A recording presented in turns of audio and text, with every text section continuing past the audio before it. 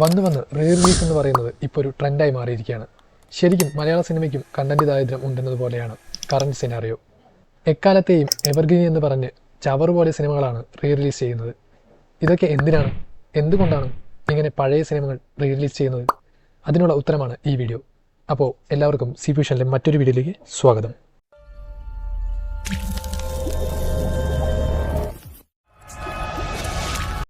പ്രത്യേകിച്ച് ഇങ്ങനെ പഴയ സിനിമകൾ റീ റിലീസ് ചെയ്യുന്നതിൻ്റെ മെയിൻ റീസൺ എന്ന് പറയുന്നത് നൊസ്റ്റാൾജിയാണ്. അതായത് പണ്ട് ആ സിനിമകൾ തിയേറ്ററിൽ പോയി കണ്ട് നല്ലൊരു ഫീൽ കിട്ടിയപ്പോൾ അത് വീണ്ടും കാണാൻ ഒരു ചാൻസ് കിട്ടുമ്പോൾ ആളുകൾ എത്തുന്നു. ഇതൊരു സെൻറ്റിമെൻ്റൽ ട്രാക്കാണ്. കാരണം അന്ന് ആ സിനിമകൾ തിയേറ്ററിൽ പോയി കണ്ട ഓഡിയൻസിന് അവരുടെ മെമ്മറീസ് പുതുക്കാനുള്ള ഒരു ചാൻസ്. പിന്നെ അടുത്തൊരു റീസൺ എന്ന് പറയുന്നത് മാർക്കറ്റ് ഗ്യാപ്പാണ്. മാർക്കറ്റിൽ വേറെ സിനിമകളൊന്നും റിലീസില്ലാത്ത സമയത്ത്, മാർക്കറ്റ് ഡൗൺ ആയ സമയത്ത് ആ ഒരു ഗ്യാപ്പ് ഫിൽ ചെയ്യാനും ഇത്തരത്തിൽ റീ റിലീസ് ചെയ്യാറുണ്ട്. പിന്നെ ഒരു റീസൺ എന്ന് പറയുന്നത് ലാക്ക് ഓഫ് കണ്ടന്റ്, അതായത് കണ്ടന്റ് ദാരിദ്ര്യം.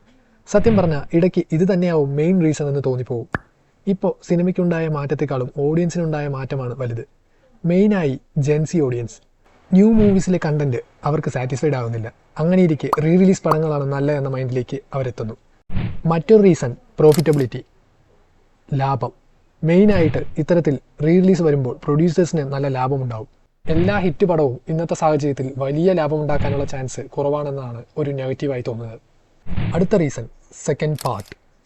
ഈ പറഞ്ഞ പഴയ സിനിമകൾക്ക് സീക്വൽ ഓർ പ്രീക്വലായ സെക്കൻഡ് പാർട്ടുകൾ റിലീസാകണമെങ്കിൽ ഈ പറഞ്ഞ പഴയ സിനിമകളുടെ സ്റ്റോറി ഓഡിയൻസ് മറക്കാതിരിക്കാൻ ഒന്നുകൂടി ഓർമ്മിപ്പിക്കാനായിട്ടും ചില സിനിമകൾ റീ റിലീസ് ചെയ്യാറുണ്ട്.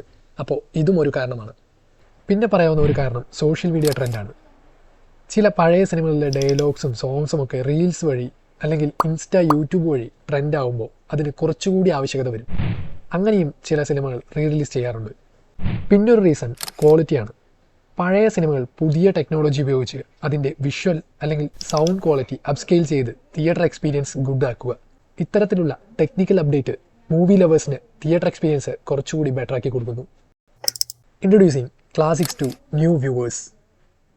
വൺസ് അപ്പോൺ എ ടൈം ഇപ്പറഞ്ഞ സിനിമകൾ ഉണ്ടാക്കിയ ഓളം വലുതാണെന്നും ഒത്തിരി ആരാധകരുള്ള ബെഞ്ച് മാർക്ക് പടങ്ങളാണെന്നും പുതിയ വ്യൂവേഴ്സിന്, അതായത് ഇപ്പറഞ്ഞ ജെൻസി ഉൾപ്പെടെയുള്ള പുതിയ ജനറേഷന് പരിചയപ്പെടുത്തി കൊടുക്കുക എന്നതാണ് മറ്റൊരു കാരണം.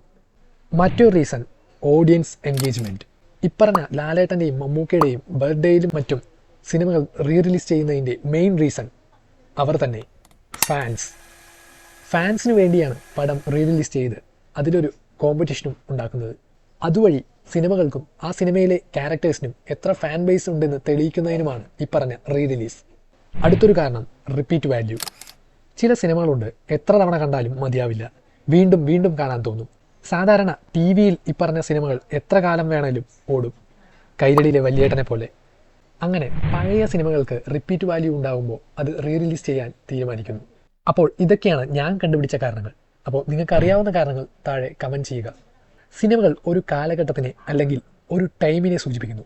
ചിലർക്ക് ചില സിനിമകൾ റിലേറ്റബിൾ ആവുന്നത് അതിലെ കഥയോ കഥാപാത്രമോ പാട്ടോ അവരുടെ ലൈഫിനെ അറിഞ്ഞോ അറിയാതെയോ സ്വാധീനിക്കുന്നുണ്ടാവും. അത്തരത്തിൽ നിങ്ങളെ കൂടുതൽ സ്വാധീനിച്ച സിനിമ ഏതെന്ന് കമൻറ്റ് ചെയ്യുക. ഇനി റീ റിലീസ് ചെയ്യാൻ ആഗ്രഹിക്കുന്ന സിനിമകളും കമൻറ്റ് ചെയ്യുക. വീഡിയോ ഇഷ്ടപ്പെട്ടാൽ ലൈക്ക് ചെയ്യുക.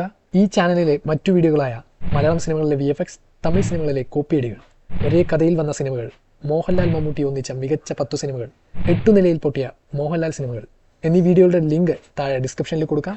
ഒന്ന് കണ്ടു നോക്കൂ. അപ്പോൾ മറ്റൊരു വീഡിയോയുമായി വീണ്ടും കാണാം. ബൈ.